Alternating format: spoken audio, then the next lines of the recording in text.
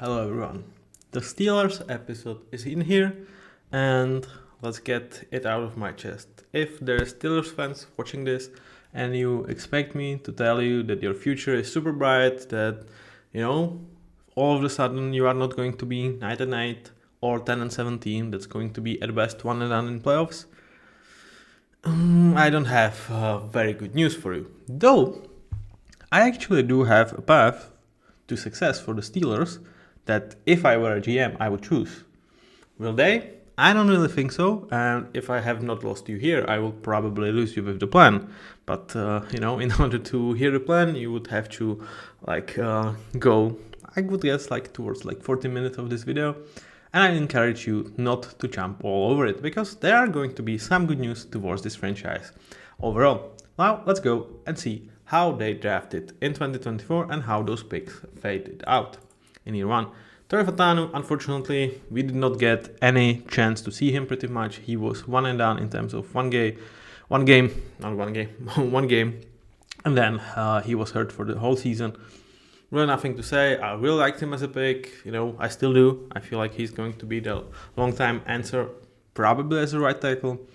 But there is nothing from year one that you are taking from the sample size that he showed. You cannot say the same thing about Zach Frazier because what a pick this was. I liked it even more than general public because I like the idea of where this is heading with Steelers getting very young on offensive line. And, when you will hear my thoughts on how I would fix this franchise, I feel like this was actually very nice offseason to prepare me to do what I would like to do with this team in 2025. But once again, I don't think they will. But with Zach Frazier, boy oh boy, this was, I wouldn't say like Creed Humphrey, Tyler Linderbaum type of rookie level center performance, but it was not that short of it. And, I would say as of right now, Zach Frazier is already looking as potentially top 10 center in the league. And there's definitely Pro Bowls in his future if he continues on this trajectory. He was special. There was a concern about him, how he's going to handle pass pro. He was great, and he was exceptional as a run blocker. So absolute steal, absolute gem that they were able to find, and a guy that should be a stone in the middle of this offensive line that they can build around for years to come. And the good news didn't end here because Peyton Wilson, he had another pick that I really, really liked, and they found kind of a perfect situation for him because he was not asked to do too much, especially in terms of run defense, because that's something that he struggles with. That's something that he is not necessarily great at. And also, given his history of injuries, that's also the stuff that gets you injured most likely from all the linebacker stuff that they are required to do.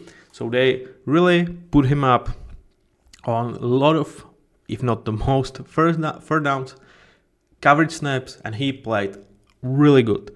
I know, moving him into good starter category when, he's kind of half player in terms of he's not 3-down linebacker, could seem weird, but he's definitely in lower tier of those good starters. But dude, he was just great. I couldn't find too many bad snaps when I was watching Pittsburgh. I never thought this guy was a problem. And for a rookie linebacker, that's huge praise. And I found so many situations in which who is making this play? Oh, it's Peyton Wilson, right? Really, really nice pick. Definitely a guy that I would be interested to see in all 3 downs role. But if not, that's probably where he maxes out because, if you are not doing all of it, then there are going to be limitation of how high can you rise as a player in terms of how I'm going to grade you. But I'm absolutely okay to call him good starter, though I do understand there might be pushback on this one. But what a gem, what a really nice pickup for them. And, it didn't end there. I again liked Mason McCormick as a value in 4th round. I would say slightly more than public. And year one, he was forced to play because James Daniels got injured 4 weeks in, I think. So they was okay, this job is yours. And was Mason McCormick a guy that you look at just as like Dominic Puny, who was drafted a little bit earlier, but not like 2 rounds. It was, I think, like somewhere around 80s. And like he says, well, this is my job. I'm pretty much already one of the top 15 guards in the league to play it safe. No, that was not Mason McCormick. But for a rookie guard, I feel like if this was a tape of first round or second round pick, you are okay with that. For a first round pick, you are ecstatic about. It's not good enough for me to push him towards decent starter level, but it's really close. Perhaps again during summer review, I might push him towards decent starter. I don't think he's necessarily a lock for them to play next season. I will tell you how I feel about their online overall, but really, really nice find, and you could not be more happier. And when James Daniels went down, it might have been a problem. I mean, obviously, he's not James Daniels. James Daniels was on pace to really earn himself a shit ton of money in free agency because he was playing excellent. Unfortunately, with limited sample size, we don't know what he is because he had a couple of down years before. So unfortunately for him, but for Steelers, Mason McCormick got his opportunity and was solid. Who unfortunately did not really got a chance to play pretty much at all was Roman Wilson. Several injuries that kind of limited him to like 5 snaps or whatever. Like jury is still out on him. Same with Troy Fatanu. Like you cannot really take too much from his rookie year. I would say I'm slightly more concerned for Roman Wilson than Troy Fatanu, but really the second year is going to tell you much more. What I am going to put here, Beanie Bishop, who was an undrafted pickup that, especially in first part of the season, was really needed and kind of bright spot of the secondary. He cooled off later in the year, and like towards some situation in which like you can call him a problem, and it's kind of how you like feel about these teams in terms of how the year was going on, because they started really strong, but it was a lot due to kind of easy schedule, right? And then games got tough and Beanie Bishop started to get fade out of the lineup because partially of his poor play, partially they trusted Cam Sutton. We will get to that later. But for an undrafted rookie corner, very, very solid season. And you might not have not found a starter, but you found a nice piece for the secondary. Logan Lee, Ryan Watts, kind of guys I wasn't like super familiar with, super like interested in, so they they were not necessarily on my draft boards like super high that I would really put some watch or some listens to evaluate them. They didn't end up playing meaningful snaps, so there's really nothing I have to say about them. With that being said, that was our draft, and now let's jump towards review their whole roster. And we start with quarterbacks.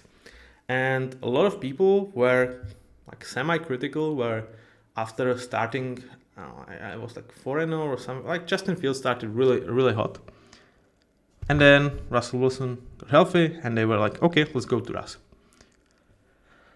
I do have to give some credit to Justin Fields because I don't feel like you've seen starter QB, a guy that you really want as like face of your franchise, as the guy that's going to push you forward. There was still some like obvious limitations, like his inability to really read the field, which is kind of hilarious given his name is Fields, was pretty clear.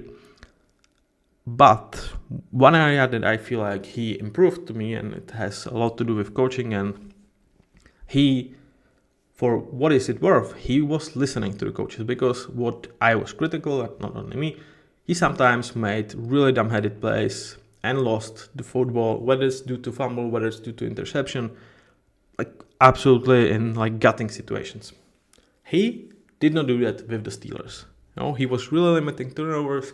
He was like playing towards the, like let's say, mojo of the Steelers. Offense is out there to not lose us the game. Defense is out there to win us the game. That's how Steelers operate. That's how their cap space is.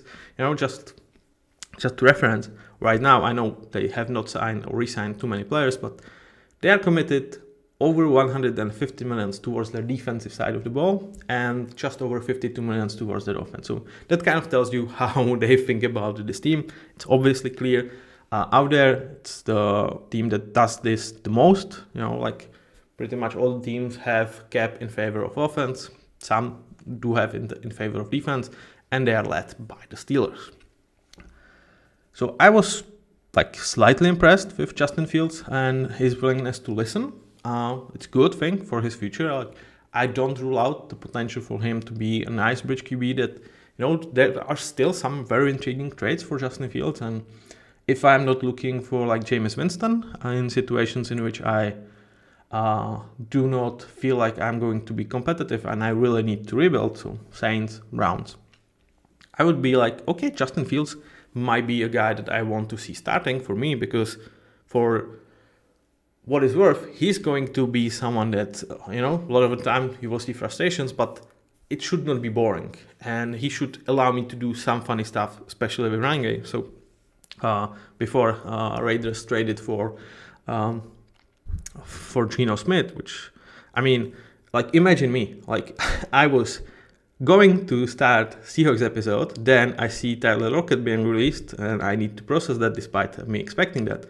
Like an hour after that, DK Metcalf trade is being discussed, and I'm like, okay, I'm not doing the episode tonight.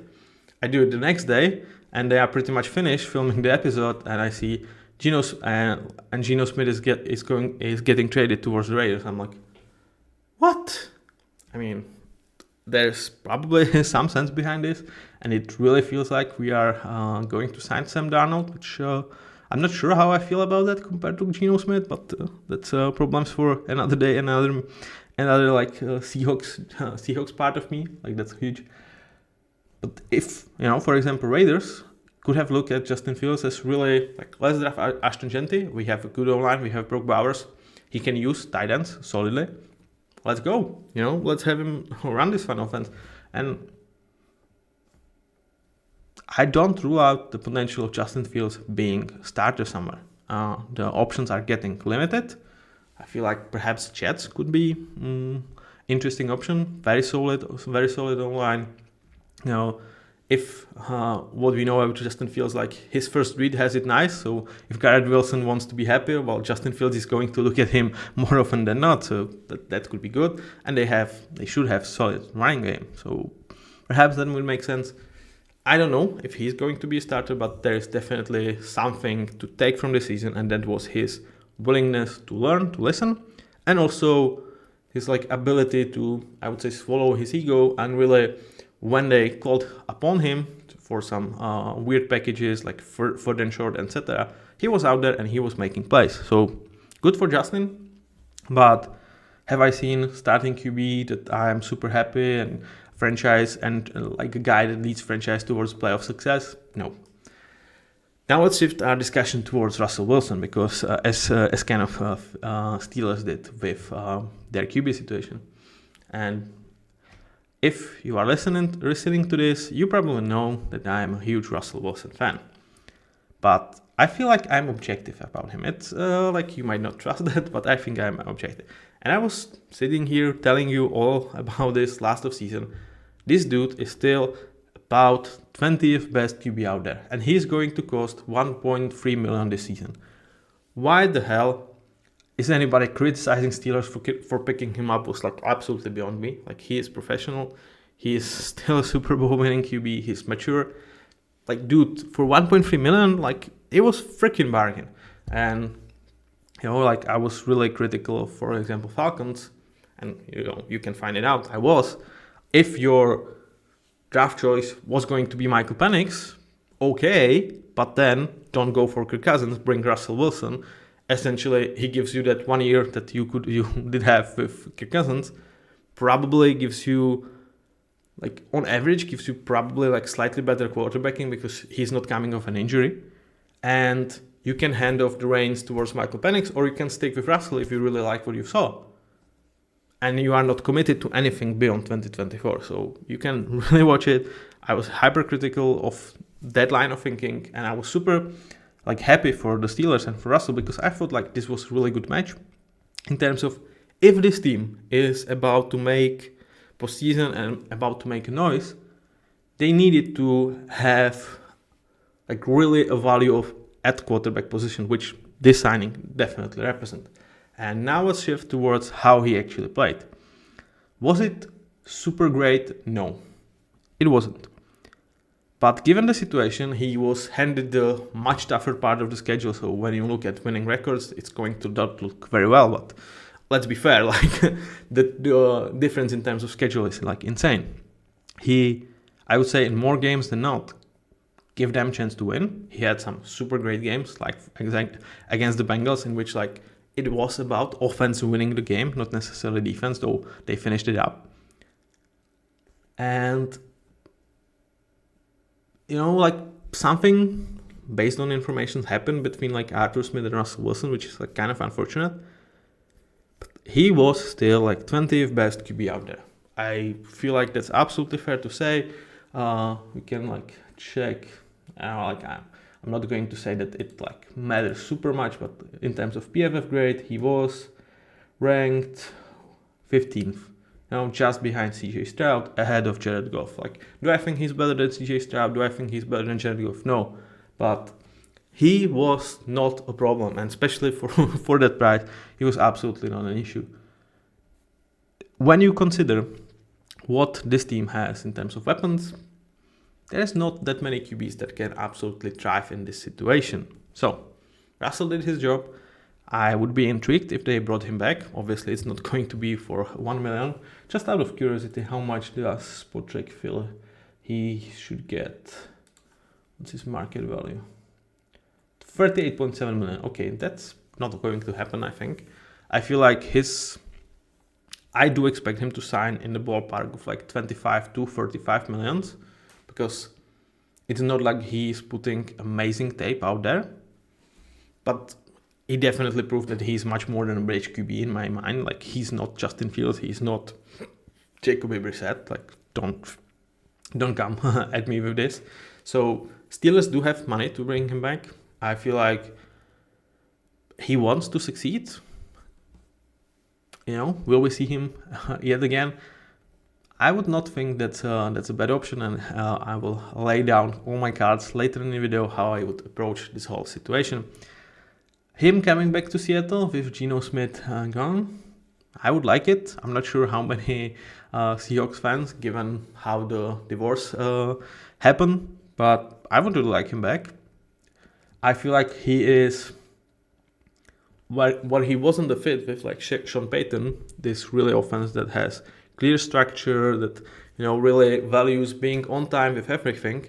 I think with Seahawks, and that's the environment that Geno drive that, and I think Russell would too, is, well, dude, like, we are trying to run the ball, we have really good runners, but we don't necessarily have a great online, and we will need you, we will ask you to deliver some really nice big shots. And he still proved like his moonball, that's something special.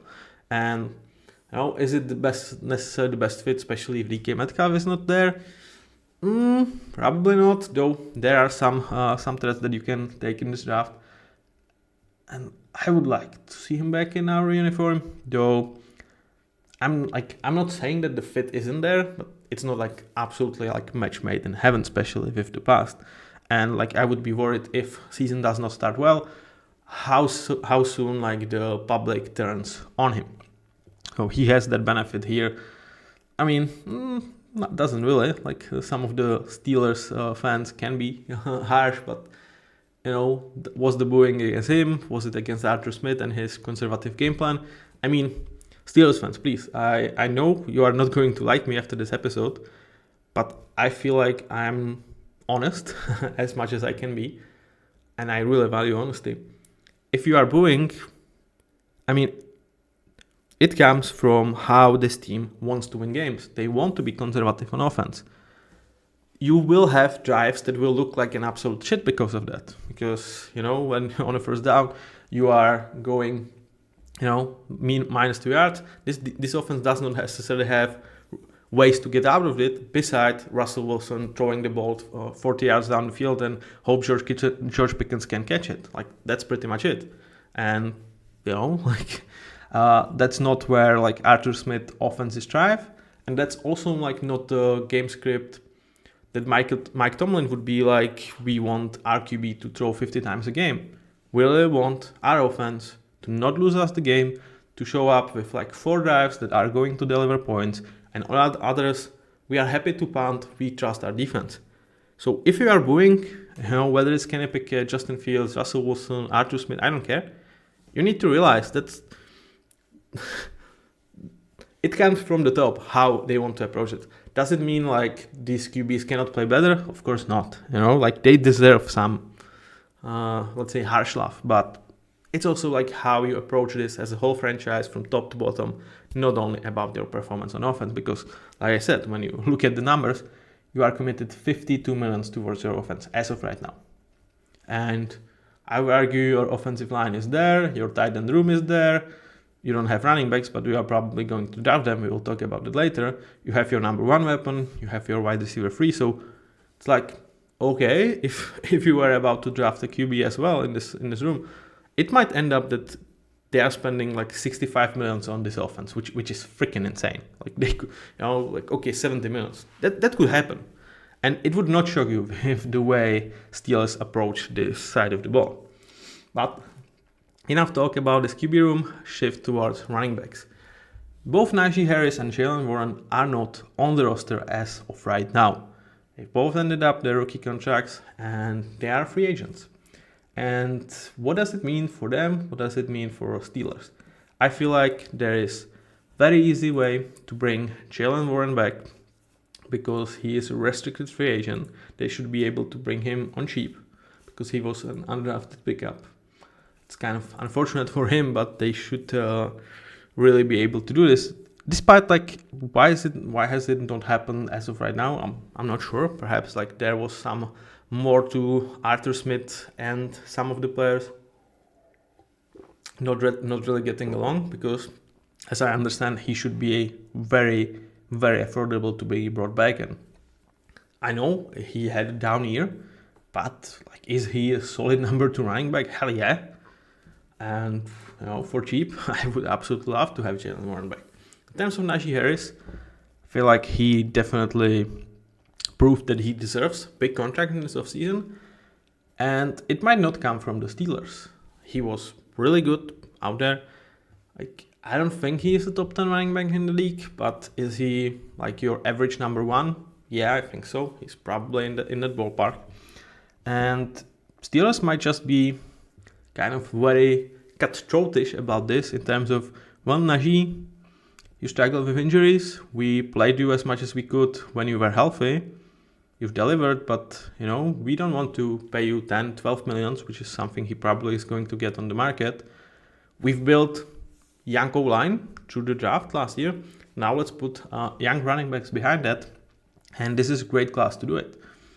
Is it like necessarily great towards Najee? But no, but they've already done it with James Conner. So I'm not super shocked that neither Najee nor Jaylen Warren are back with the Steelers as of right now.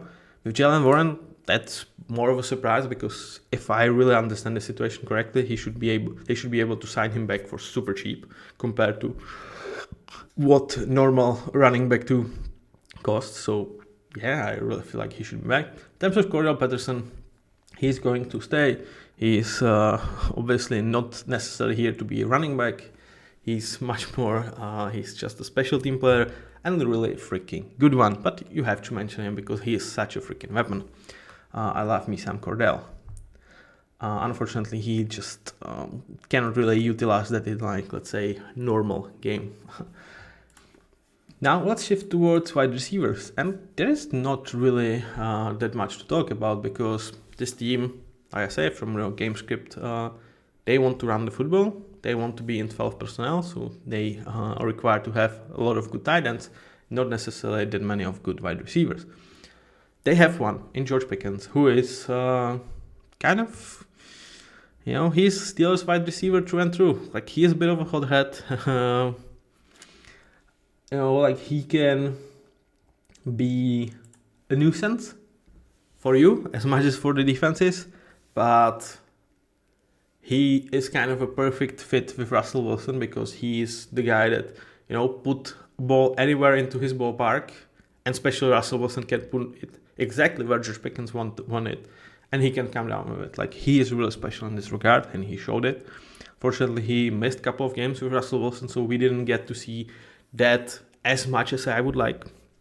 But, George Pickens, you would like for him to have more complement next to him, which I would not say that neither Van Jefferson or Calvin Austin provides. Like, a guy that can lure some of the defensive backs towards them, so they don't necessarily can double team George, because if it's 2nd and 12 and you kind of know that in like 25% of the time it's moonball, let's just double team George Pickens and who is going to beat us, right? They've tried to figure it out with Mike Williams, who I'm not having on this screen. He just didn't play like over 200 snaps for the Steelers, and I would say he was kind of forgettable person.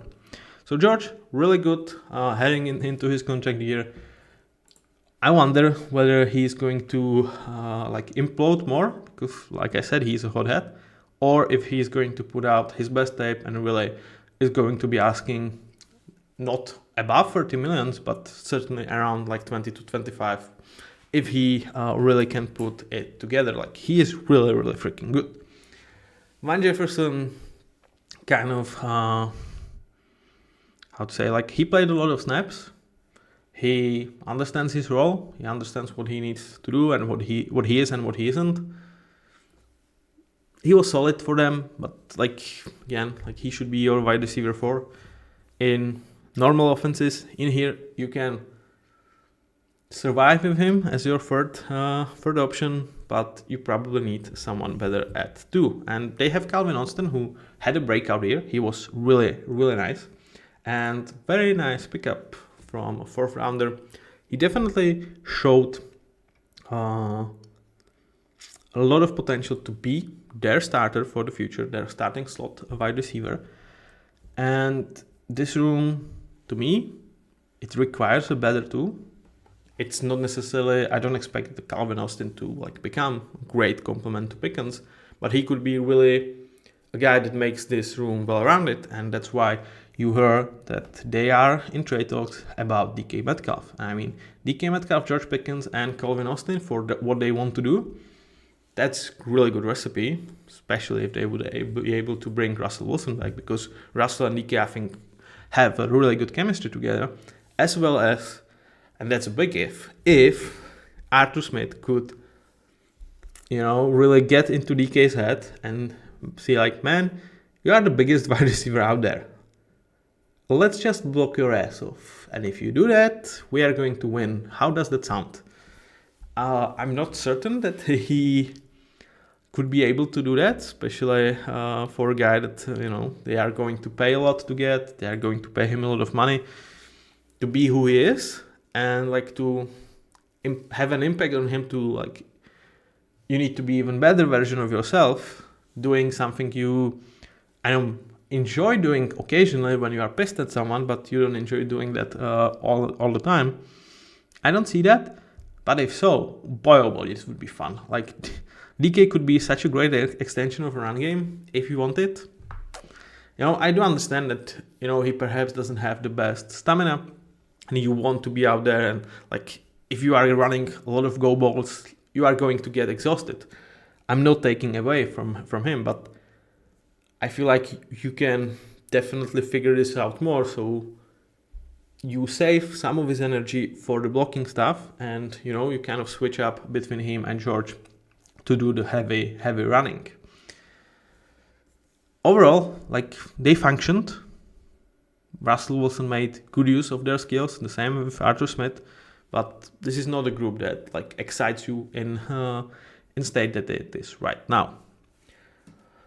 In terms of tight ends, I would say it's very similar conversation.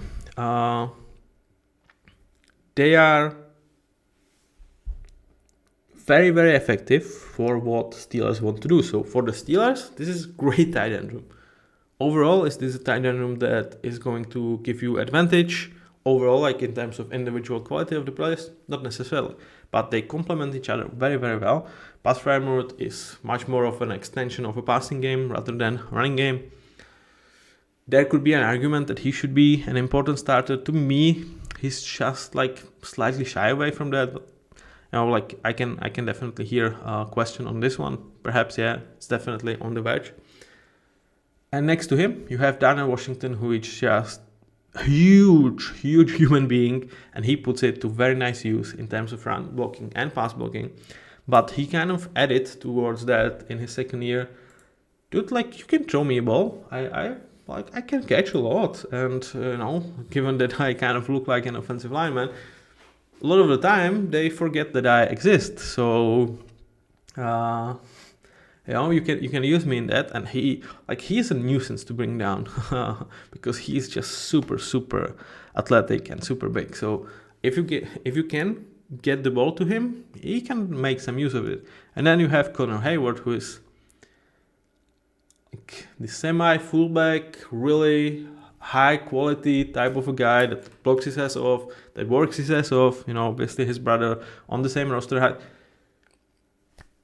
Amazing tight end, number 3 for what you want to do. So this tight end room, like again, Steelers are not bad in assembling team how they want to do things.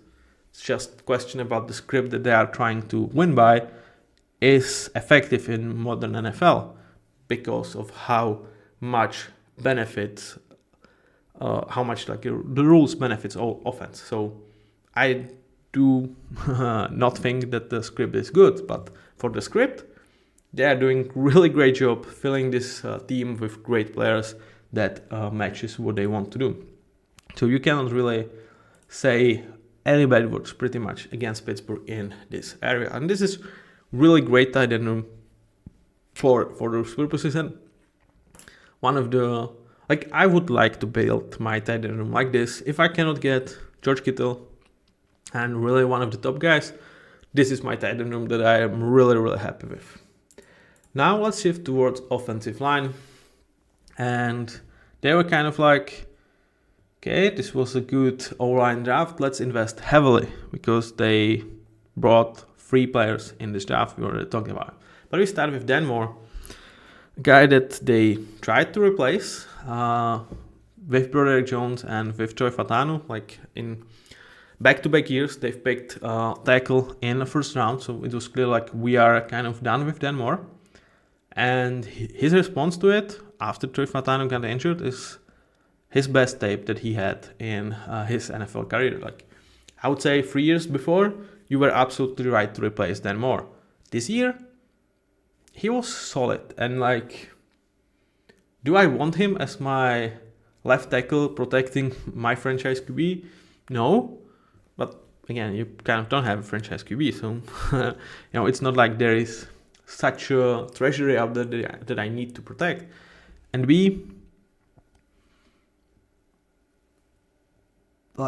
is he good enough to earn starting job somewhere? I think after this year, the answer is yes. He is kind of your bridge tackle. Like if you have him, you will still probably try to eventually replace him, though he's still just 26. And he clearly had this was by far his best year in the career. It's going to be interesting how much he's going to get, who is going to be interested in Denmark, because he's not like a sexy pickup, but he could be very, very effective for someone out there. I feel like the thinking about with the Steelers organization is they would love to have him back because their first round pick 2 years ago, Broderick Jones, had a brutal second season. 10 penalties, 11 sacks allowed. He was problem. A huge one. So I feel like they are not done with Broderick Jones by any stretch of imagination. They've invested heavily in him, but they need to have some type of secure policy behind him, and then Moore would be ideal for that. But if you are then Moore, you want to be starting, you want to get paid. His earnings are $4 million across his whole career because he was a 4th round pick. So he's looking to secure a bag. I feel like what the Steelers are going to do And I'm thinking with that is let him test out the free agency market. And if someone doesn't pay him like 13, 14 millions, which it could be possible, like you can project that he could get better. And like even for what he is right now, that's reasonable money for a left tackle that can play. And if that's not going to happen, they would definitely like to have him back on some type of like 2 years, 20 millions. So you are securing some time of a back, you are coming off that contract age 28, and we are not like really saying F Broderick Jones, because like we can stomach that contract just for like a swing tackle. Broderick Jones, we already talked about him. This was brutal second year. Like he was much better in his first year, which like when you say much better, like that doesn't say much. Like he was not really good year one, but this was even worse. And you start to be worried about the situation. Like I said, I don't think they are done. They've invested 14th pick in him, and it's not like he was absolutely unplayable, but you know, one of the players that with some review he might not survive decent starter grade. And it was like something about this Pittsburgh offensive line when I was really looking at this, like I liked a lot of what they're doing. I really like Zach Frazier, but as a unit, they didn't felt as strong as I kind of thought they are or they would be. And Broderick Jones was a big part of that. We'll see, obviously, if like he feels better as a left tackle, which is something that I project him to play next year, and Troy Fernando to be right tackle. Perhaps that could be what pushes him like towards better tomorrows, but they definitely need someone to back him up, because if he is going to look like this 6 weeks into the season, you will start to question his playability and you would consider benching him. Now let's switch towards interior of this offensive line, and there two veterans, James Daniels and Isaac Seumalo, were problems both from a different side, because James Daniels, after 2 bad years, or like bad years given like his qualities, he had insane burst into 2024. Like he looked, like in his I think like it was first 4 weeks, he looked like one of the best guards out there. Once again, you have to have in mind that they were not playing the best defenses in the game. So how much was it about the competition? How much was it about like he is really that? Who knows? And it's really one of the guys that I will be super looking at how like leagues value him, like where is he going to end up, because he is not signed. Because there is like 2 bad years on his standard, and then he starts amazingly but against bad opposition and gets hurt. And he's like, what, 28, 29, something like that. So he's not like old. He's kind of in his prime, I would say. Yeah, he's 27 and a half. So he's kind of in his prime. That's one of the players that I am really interested how much money he's going to earn, because it could be somewhere from like insane 15 plus millions. I feel like some people or some GMs could look at this and project that what he was starting 2024, that's going to be what he is, and like given his age, might be. And it could be as low as like 1 year prove it deal, in a ballpark of like 7 to 10 million. So really don't know how this is going to turn out, but very, very interesting guy to follow in free agency. Isaac Seumalo was a problem from another side of things, because I feel like his age starts to show more and more. He was not as great player as, pretty much 2 or 3 years ago. You could really count on him to be your franchise guy. Like he's still very, very important player, but I feel like he has 1 year left on his deal, and Steelers are kind of, I would say secretly, projecting this as, okay, like he's going to deliver us another good season. Like my projection would be I would probably lower him to good starter after next year or during next season. And then we're kind of going to say goodbye. He's going to be 33 at like 26 starting the season. And that's kind of how our plan about this O-line is going to go, because that's where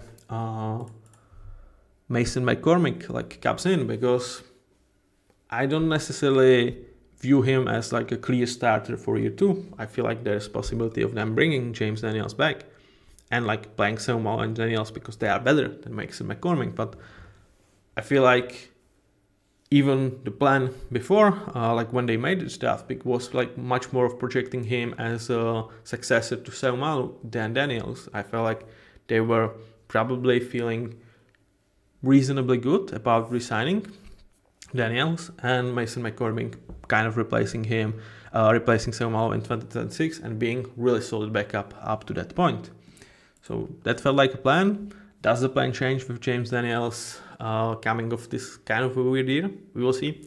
Talked about Zach Frazier, what a year for the center, and he definitely makes you feel much more secure about letting James Daniels work. And you know, if you had a problem as a center, or if Zach Frazier was like just good enough, solid, then I'm not sure if you could like be absolutely okay to starting Zach Frazier, Mason McCormick next season, and Troy Fatanu for what it's worth, because like that could be like, okay, we don't know if Mason McCormick, like is he good enough to be a starter? We wouldn't know it about Zach Frazier, and Troy Fatanu played 1 game, so that would be like a huge question mark. Well, now it's like having that, I would say, franchise center, even at this point, definitely helps to put this into much better light for this line and allow them to really think about the situation as a potential for McCormick to even start in 2025, and perhaps like look at addressing the guard again in draft and figure out the replacement for Samuel from there. So enough me talking about Steelers offense. I would say for how much you invest into this group and how much you were paying them, I don't feel like they've let you down. I know they are not a sexy offense, and it's like what you expected. Like it's Arthur Smith and it's Steelers. Like the idea that you would have offense that's putting 40 burger on any random team was always ridiculous, right? So if this offense is like 20th best, they should kind of be enough, because you are investing super, super heavily into the defense. And we start with the edge group, and to me, this is the best edge group out there in the league. I think TJ Watt is still top 5 edge player in the league, yet he still doesn't have his first playoff victory across his, I think, 8 seasons with the Steelers. And I would say what slightly starts to bother me is last 2 years, I did not necessarily feel his impact like in last couple of games of the season, where I want my best player to be my best player. TJ Watt, whether it's like due to injuries, due to, like being banged up, was not delivering in those crucial moments. Does it mean that I think TJ Watt is bad? Hell no. I think he's an elite player. Probably would be a guy bottoming my top 5 in terms of edge guys. But he really even offers something that they don't. Like he can play in coverage. Like he's still an insane freaking player. But, and here's where I'm probably going to lose last Steelers fan. I would trade TJ Watt. And don't throw stones at me before I explain myself. Okay, so I think in Alex Highsmith you have the best number 2 in the league. I think there is no doubt about that, and I feel like he would be best edge player for half of the team in the league, perhaps even more. Like he's insane. He has a lot of TJ Watt traits, and I would even argue that this year he was slightly better than TJ Watt. He is ready for this role. You paid him very solid money, and I do get it that it's like super great to have both of these guys. But that means that Nick Herbig, who is really insane, has limited amount of opportunities. And I do want Nick Herbig to be playing full time. I feel like he's absolutely ready to be very solid number 2. His like pass rush numbers are freaking insane. Like, on 443 snaps, he has 7 sacks. Like that's really great. Like his pass rush grade from PFF is even better than Highsmith and Watt. I mean, yeah, you understand it that like his role is easier than those guys because he's not coming there for full games. He's coming against guys that are tired from watching TJ Watt and watching Alex Highsmith. Like then he comes as a third piece and the tackle is like finally I'm able to catch the breath, and it's like Nick Herbig is like he's licking his chops because these guys do wear the tackles down. But I really feel like you are ready in terms of this room to be without DJ Watt, and like you are losing a ton. I'm not going to say not, but you can definitely go into the season with Alex Highsmith and Nick Herbig and feel good about this edge room. And back to TJ Watt trade conversation. So TJ Watt is 31, if I'm not mistaken. Let me check. Yeah, he's 30. Yeah, he's going to be 31 like midway through the season, so he's 30 now. He's still in his freaking prime. You have him for just 1 year. Like I don't doubt that you can make extension work if you want, and if TJ Watt wants to stay as a Steeler for life, and if Steelers want that, it's going to happen.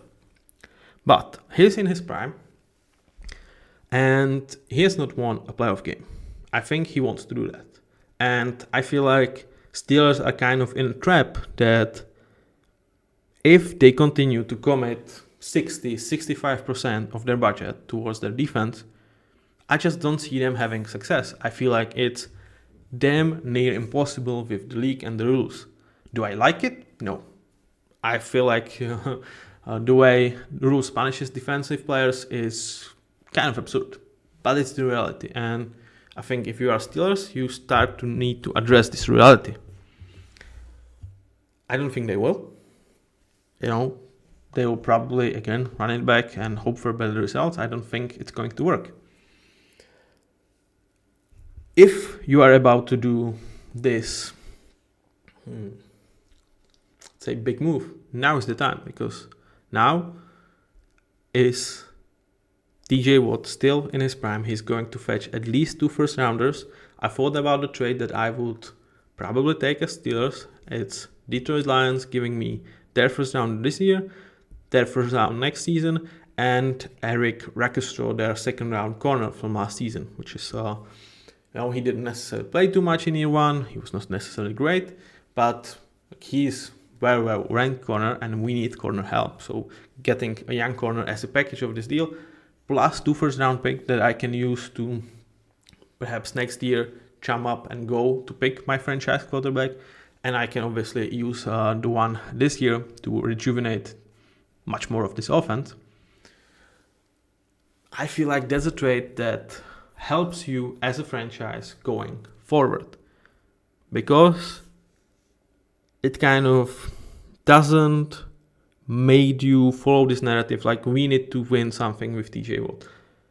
And when you are doing that, I think you are like overcommitting on this defense, and it just doesn't fetch results. And it's as simple as that. Like the results are not there for what they are doing. I don't think it's going to work. I don't think the league is going to change. And like TJ in playoffs, like in 4 games that he's played, that they are 1-4, he has 1 sack. Like he's not been excellent in games that absolutely matter. Does this like push him down in my like pecking order of edge players? No, but it needs to be mentioned with him. And the fact that he is still in his prime, you can get really nice return for him. And you are ready with Alex Highsmith and Nick Herbig to move on. I know it's for a lot of Steelers fans, it sounds like insanity. Like TJ Watt is the Steelers, right? I get it. And it would absolutely suck for him to like not even win a fucking playoff game with the Steelers. But to me, you need to start acknowledging the reality that you cannot spend more than, I would say, 50 to 55% of your money on your defense. It's not a way to win in this NFL. No, it's a way how you are really good and, you can hold on your winning record. But And you are unfortunately in a situation where for next 5 to 8 years at least, you are facing Joe Burrow and you are facing Lamar Jackson. And when the best offenses and best defenses meet out there, more often than not, best offenses just win because they are favored by the rules. It's that simple. So it sucks. But that would be my move for the Steelers, and really the move that I would really felt like this gives them a chance to next year really package the draft picks and go for a QB of their choice. Finally addressing that position with really high pick, because they are not able to do it given how good they are. They will never have top 5 pick because of that. And it also allows them to jumpstart this year draft, because you are getting yet another valuable pick and you are improving your secondary in the process. And I think this trade makes absolute sense for the Lions, who are in win now mode, and TJ Watt next to Aiden Hutchinson with Alim McNeil in the interior. Boy oh boy, that's a scary thought. So to me, that would be a plan. And I would not be done. We'll continue to discuss yet another move that I don't think you will necessarily like. But that would be that. Now let's continue to review this team. They've kind of bargain signed Preston Smith for a 7th round pick. It was kind of we are feeling good about our chances. Let's improve this room. Give them much more needed run defender in terms of let's give Highsmith and TJ Watt some sort of a breather and put Preston Smith out there. He's still a very solid player, but they were kind of absolutely right by not keeping him on the roster, cleaning 30 millions and kind of letting him go. In terms of interior, here comes the player that absolutely amazed me this year. It was Cam Hayward. There were so many people that were calling him washed after last year, where he played through the injury and he did not look like Cam Hayward of past. But boy oh boy, this dude is I was playing injured, guys. Did you happen to notice that?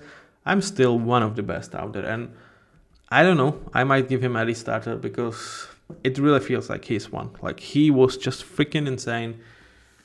Pretty much anything you were doing, he was leader, he was in the center of it. Boy oh boy, this guy deserves so much freaking praise. Next to him, Keanu Benton continues to develop. Was he did he take necessarily a huge step forward? No, but he was damn solid. And it's kind of unfortunate that they kept rotating him with Larry Ogunjobi for some reason. Whether it's the Keanu Benton stamina is not that good, or they really liked Ogunjobi. I hope it's kind of the first, though for the Steelers it might be the second the better, because they should be able to watch the tape and okay, Ogunjobi is not the answer. I'm really surprised that he's not cut, because he is due to over 10 millions and you can save almost 8 of it, which it's not super huge value, but I think it's a thin value to let him go. And definitely unleash Keanu Benton. And with Cam Hayward, I have, at this point, I'm not going to doubt that he's going to have yet another insane season. They pretty much can get out of his contract whenever they want, which feels kind of crazy, based on Spot Track. That's where I'm getting my information, which feels kind of Cam is just did them an insane favor in terms of guys, I'm still going to be great, and if I'm not going to, you can really kick me out of the door and really have nothing in terms of that cap, but they have absolutely no reason to do so. He's well worth of a cap hit of 19 millions. He is freaking insane. So, even when you put this into perspective with TJ Watt, if he's gone, your defensive line is Cam Hayward, Keanu Benton, Nick Herbig, and Alex Highsmith. It's still pretty much top 7, top 10 at worst defensive line in football. And that's with losing TJ Watt. So with TJ Watt, it's obviously one of the best 3. You can even argue about the best. Why not? They are insane. But, even when that's the case, what good did it make to them in last couple of seasons? Like, they haven't won anything, and they kind of need to. So now let's shift towards linebackers, and this was really fun group to watch with one knock, and that was Patrick Quinn, because kind of expectedly without Roquan Smith, who really like made him, I think he was a Pro Bowler a year ago. He made him look much better than Patrick Quinn is. I don't think he is necessarily great linebacker. He's good, but he's not great. He left a lot to be desired, but next to him, Elandon Roberts and Peyton Watson were kind of rotating. On first couple of downs, you had Elandon Roberts out there with like insane run defense, like 91.0 from PFF. That's just freaking elite territory. And you can see his coverage is bad, but that's where like, okay, for coverage, we have Peyton Wilson out there. And they really tapped into these two guys' skill set, absolutely great level. Patrick Quinn was kind of out there for all the downs. So I don't want to like knock him like super bad. But yeah, he did not do enough for me to justify the contract that they gave him. In terms of like how much is it worth per year, because per year it's worth 13 millions, but I don't want to ding them because that contract is quite an easy to get out of. Like, they are on hook for almost 18 millions this year in terms of cap hit and 17 millions this year. But if they were to let him go, which is like combined 45, you can go and cut him with just 7.7 millions in terms of that cap. So I don't think he played that bad that you would need to cut him, but you definitely have that option. If he continues on this trajectory, that would definitely make him a decent starter, only in my opinion. It's a question whether they are going to be able to bring Elandon Roberts back, because 2 years ago they signed him to 2 years, 7 million type of deal, and boy oh boy, he definitely freaking outplayed that. He was insane, and he is going to earn it back. Will he earn it here? I'm not sure. I feel like, given the cap situation, and again, with Steelers, I would not be shocked. Like, they value defense, they pay defensive players, so I would not be shocked. But I mean, even here, I feel like even Steelers will be like, we still have Cole Holcomb, who was unable to play this year due to injury, and him, Peyton, who like projected really well, and we might want to like give him a full workload, which it's like one of the knocks on Peyton was his health concern. So if you are doing that, you need to have a solid backup, and Cole Holcomb is a solid backup. Yeah, I do feel like Elandon Roberts is going to earn it back, and it's probably not going to be here, because I mean, if they will do it, like again, I will not be shocked with the Steelers. And he's really nice fit. Like, he played his ass off here, and he was really great.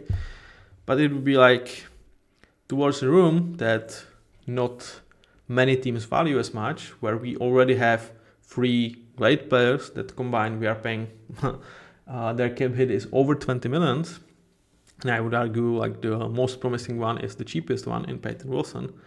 In this room, we are bringing yet another highly paid player, because I don't think Elandon Roberts is going to cost anything under 10 millions, and I feel like even like ballpark of like 12 to 14 is for him a possibility, which, for a guy that probably is going to just play half of their snaps, that's way too fucking much. But again, like, do I feel like Elandon Roberts deserves to be paid, to be rewarded? Hell yeah. I don't know, like perhaps he's going to be like the similar guy to Dan Moore. They will let him go towards the free market, and if he is not finding a great deal, they will like, okay, 2 years, 15 million, how does that sound? That would be great value, and for that I would bring him back. And I would definitely consider cutting Patrick Quinn in that case. We will see. We will see how they handle this situation. And now towards my second controversial move, and that's I dinked Minkah Fitzpatrick 1 grade down. And at this point, I'm not sure that Minkah is a top 10 safety in the league. And I don't think I'm alone in this opinion, but I will be in a minority. But dude, he was just a freaking liability in terms of coverage. Like, he was getting picked off, like, in a way that you don't expect Minka freaking Fitzpatrick to be. And like, he is still 2 years from the season in which he looked like arguably the best safety out there. So I don't think he's a bad player by any stretch of imagination, and he would be still in top echelon of like important starter and like borderline top 10 safety. But since that, the value of his position went down, the quality of his play went down, and he is on the hook for 22 million this year in terms of cap hit and 24.5 next year. And that's combined over 45 millions. And you can get rid of that contract only with 13.7 millions in terms of that cap hit. So you can save 32 millions across 2 years. And when you look at Minka, like, he's 28, he's not super old. And I still feel like he's a great player, but is he worth such a great amount of money? And like, okay, I still want my safety group to be great because I'm Pittsburgh Steelers and I don't trust my corners. All right. There is Javon Holland out there who I feel like in a ballpark of 20 millions a year you can get. And I feel like right now Javon Holland is, to me, better player than Minka is. And how old is he? I think he is like 2 years younger, or he's 2.5 years younger. So you essentially replace him with a guy that I feel like is slightly better right now. I do project him to like have better career from 25 go on, not necessarily looking in the past. He's 2.5 years younger, and like the cost could be, okay, if I sign him for like 4 years, 80 million, something like that, I feel like is reasonable contract for Javon Holland. With the money I save on Minka, this is just 5 millions a year more for a guy that I do project to even potentially sign post his the end of his contract. So I do feel like you can definitely play it out with Minka and give him yet another year, and you can get out of the contract next season. You can do it with like a similar dead cap hit at around like 3 millions or like 4 million. So we are saving around 20. So you can do it. I don't think this is like clear deal, but if the choice is to me, do I want to pay 4 or 5 millions more in terms of where I'm with that cap hit and stuff for Javon Holland over Minka right now, I would do that. I know it might be controversial, but to me, I would definitely do that. I don't think they will, but that's kind of my thinking. And I would kind of be okay with like, okay, I feel like Deshaun Elliott was very, very solid for me. There is probably a very cheap veteran at around 4 to 5 millions out there that I can get like 70% of Minka while saving 20 millions or like 17 with like that cap hit. In terms of I want to put some money into my offense, I would not be against that. Davante Casey, kind of a nice veteran signing that you can pretty much do every single year. He was solid, nothing special, nothing that you need to bring him back. Deshaun Elliott, really nice value signing, like similar to Allen Roberts. They've signed him to like very cheap 2-year deal, and he in year one definitely outplayed it. Where Steelers have problem, because like while I feel like Minka didn't have his best year by any stretch of imagination, he was not the problem. The problem was in the secondary. And Joey Porter, what a disappointing year too. His aggressive play style just did not pay off. He was recognized with a lot of penalties. I think it was like close to 20. And, really, I think the receivers were able to recognize, and quarterbacks as well, like he is grabby. He's way too grabby, and like just target him more and more, and it's going to get called more and more. And even when it's not getting called, it's not like he's locked down. He was not having a great year this season. Do you feel that he's going to be a bust? No. If he played like this year one, you are like, we'll see. Year 2, it's definitely discouraging, but there's still really good tape from last season. So I hope he can come back to that. But what you thought like, what you were kind of certain that you have this one piece in this cornerback room that you can build around, now you don't freaking know. With Cam Sutton, you might be surprised that I have not lowered him because his play kind of justified it. And I would say when I talk about 99.9% players, I wish them nothing but the best. With Cam Sutton, it's just not true. There have been so many off-field stuff with him that I'm like kind of done with him.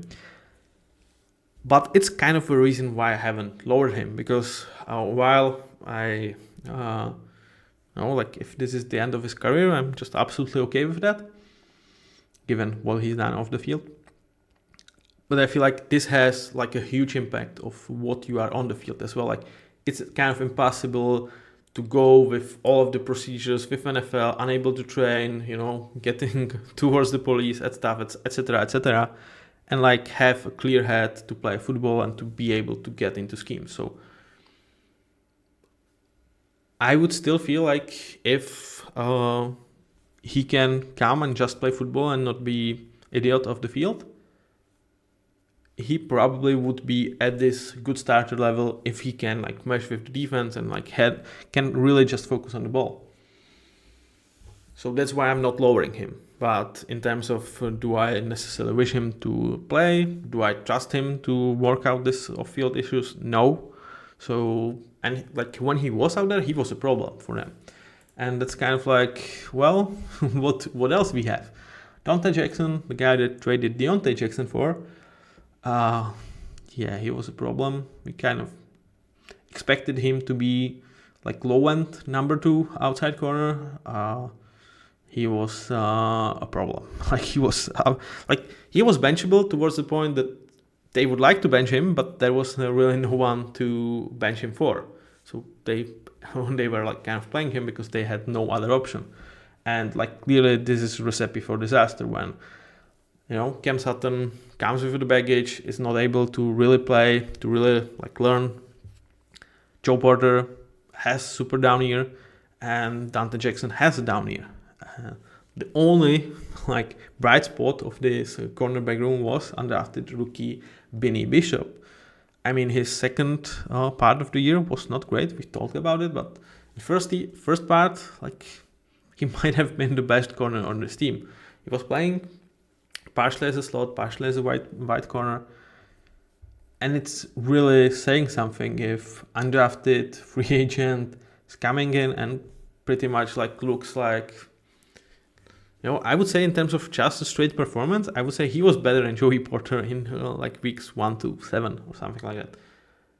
But it doesn't mean that he was great. And that's really, really freaking boring. That's why, when I thought about the Lions trade, I want at least 2 new pieces for the secondary. I'm absolutely cool with Benny Bishop being kind of replaced like really good backup that I can go towards if guys are not playing well, are not healthy, or in some type of 4 corner packages, but I don't think he should be starting. And that was your cornerback room. So this is pretty much the rundown of the whole roster. As we know, they started hot, they cooled off because of tough competition. They didn't win division and then went one and done as we kind of expect Steelers to do, unfortunately, in last decade. So now it's time to hand out rewards. In terms of draft hit, who else but Zach Frazier, franchise center. I will leave it at that. He was 85 to 90% of what league's best center were in the rookie years in Lindenbaum, in Creed Humphrey, and I cannot give him much higher praises than that. In terms of flop, in terms of draft blunder, I mean it's probably like harsh to say it's Roman Wilson because he was not able to play, but again, like you've invested for round for him. Was there concerns about his medicaments around his injuries? I mean, is it fair? I guess not. But they had such a great draft overall that, like, really.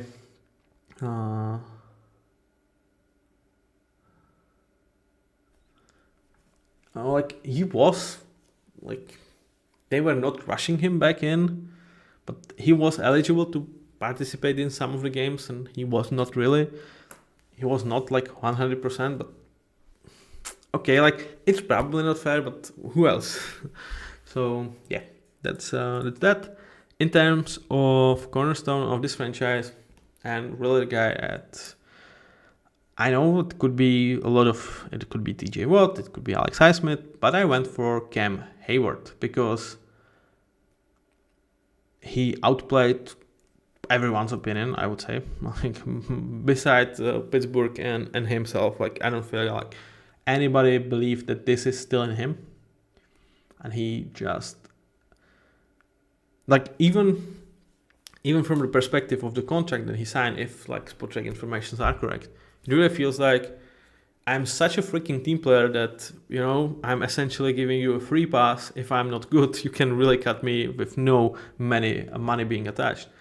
So, like, what more do you want from your fucking leader? And like, really just going through it again and again and again and being top in his, it was his what, like 14th season? Like, let me check on that because it's something absurd.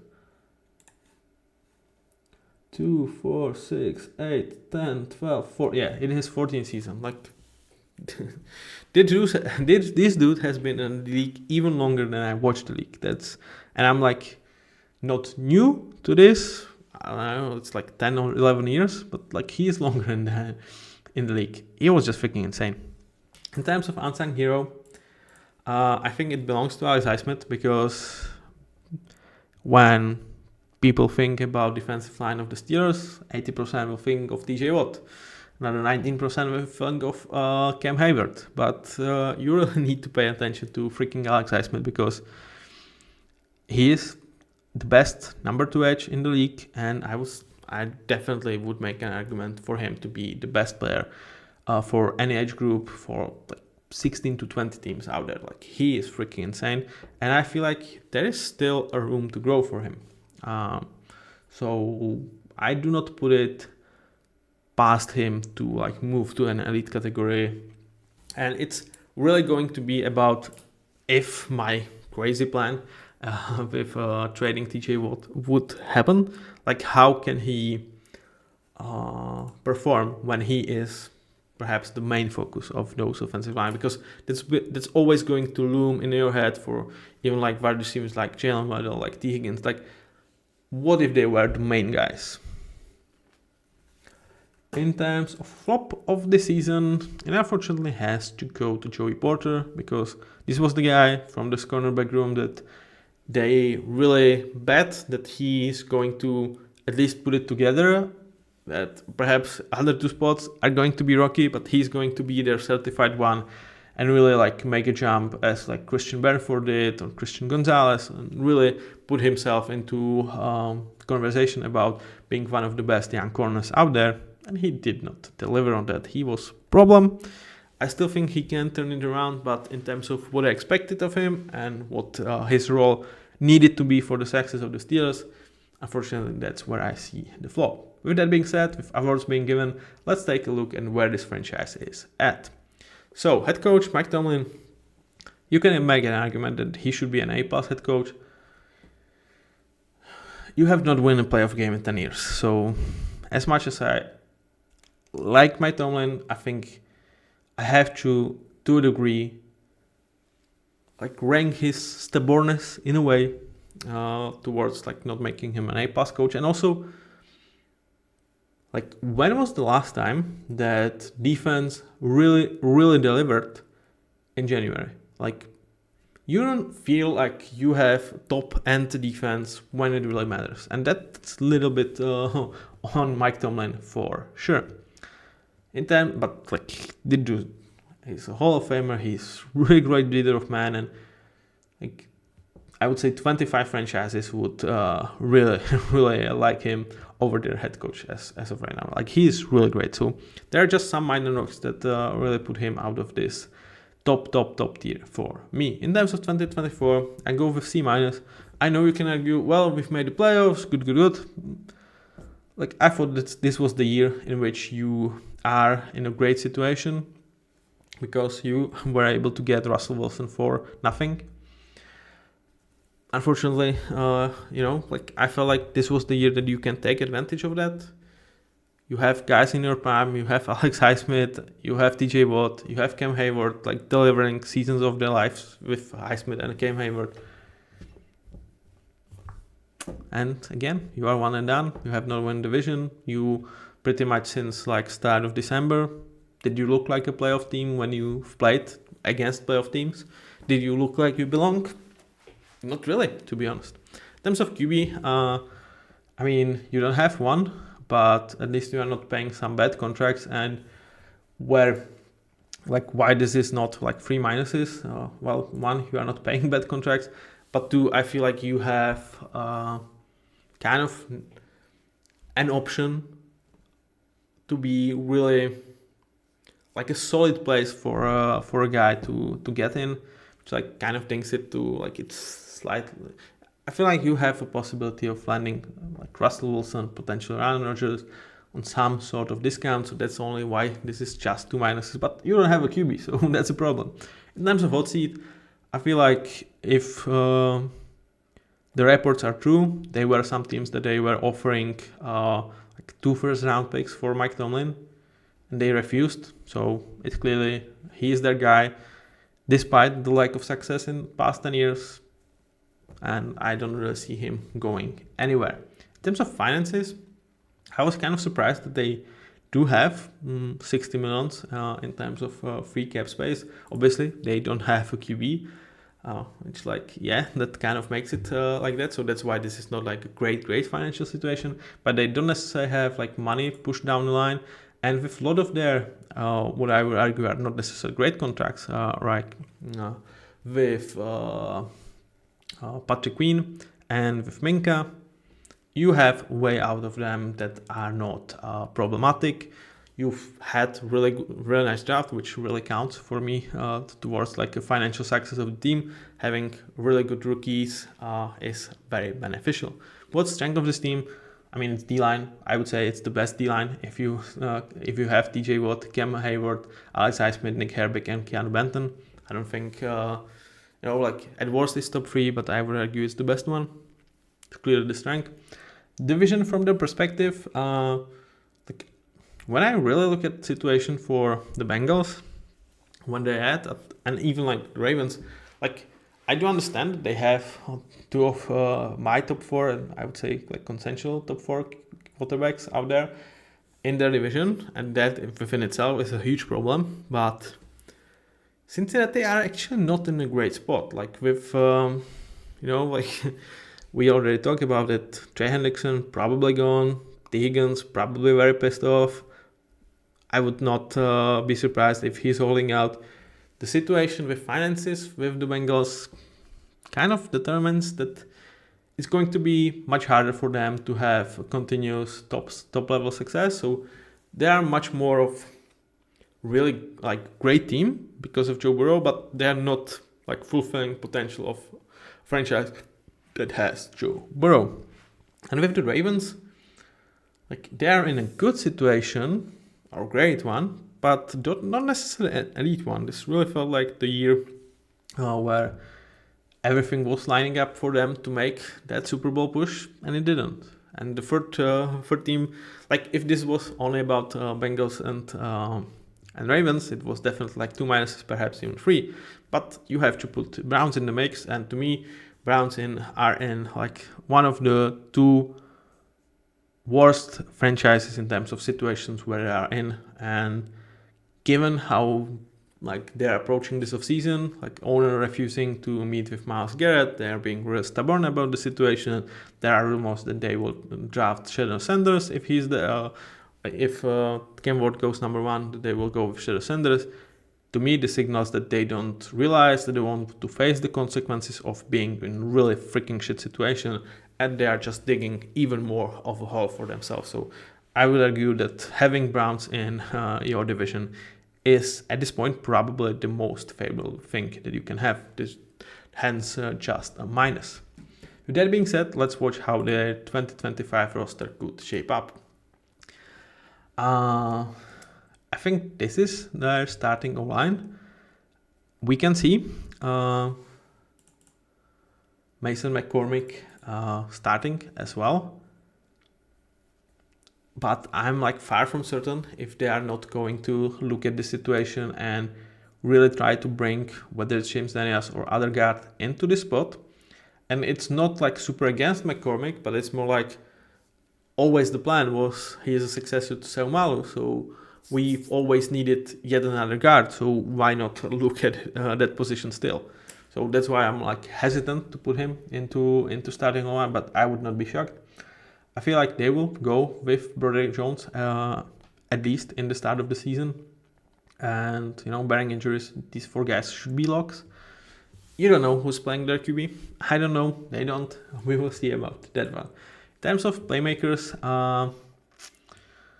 George Pickens is clearly there. Pat Frymouth, Darnell Washington, I feel like given the way they want to run the ball, they want to run their offense, he's kind of that 6th man here that I always talking about, whether second tight end, second running back, or 4th wide receiver.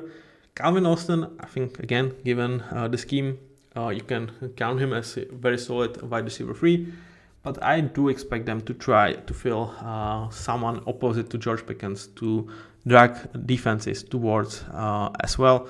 And that's why I absolutely understand that they are in talks with DK Metcalf. In terms of running back, I really feel like this is a great year, and I do expect them to draft 2 running backs. It's as easy as that. I really feel like they could use a first round on one. Perhaps, if Ashton Jeanty starts to fall somehow, they might even be aggressive and try to, jump someone to get Ashton Jeanty. I know it's not necessarily Steelers mindset, but especially if you get, like, let's say we are in the TJ Watt scenario where he's traded. I mean, we have some extra picks.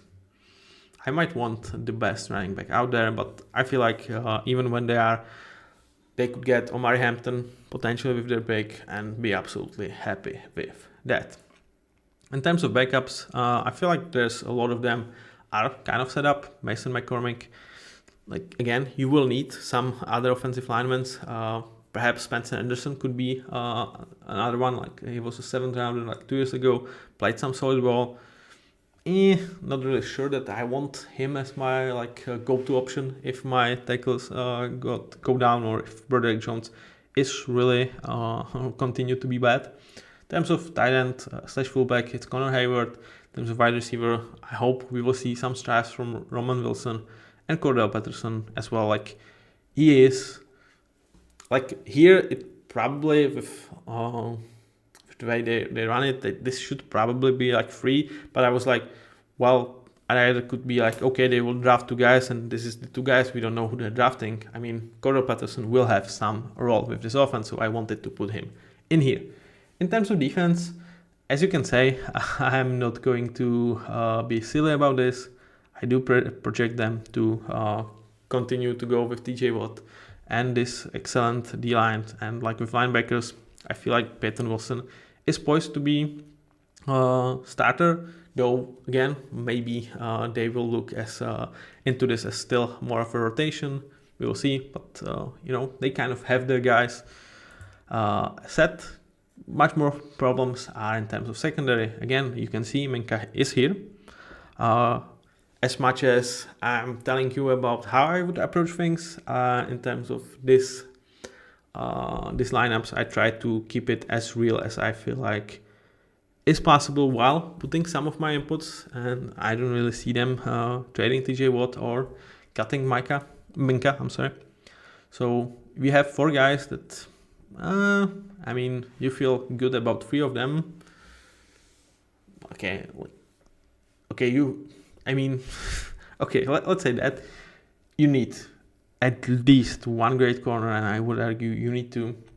So definitely with the 22nd pick, if, for example, Will Johnson starts to fall off, he could be a guy that they should absolutely jump.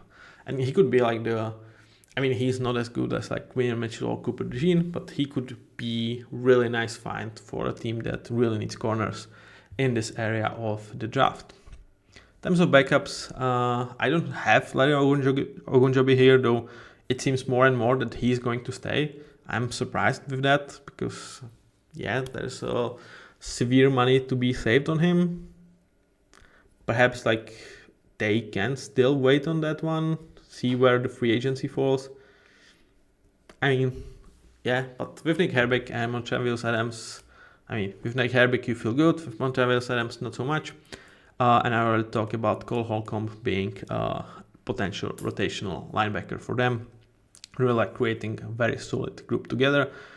And again, you don't really know pretty much anything about what their cornerback room is going to look like. So that was your Steelers. DJ Watt trade, probably the main topic that I've brought in here. Let me know down in the comments. What do you think? Am I crazy for really thinking that if Steelers are about to have success in the future, they need to kind of jumpstart their shift in terms of how they think about building this roster? And with Alex Highsmith and Nick Herbig, they have such a great room that, this kind of makes sense without like super handicapping their D-line. Let me know. Thank you very much for listening. Leave a comment, leave a like, whatever you want to do to support me, I would appreciate it.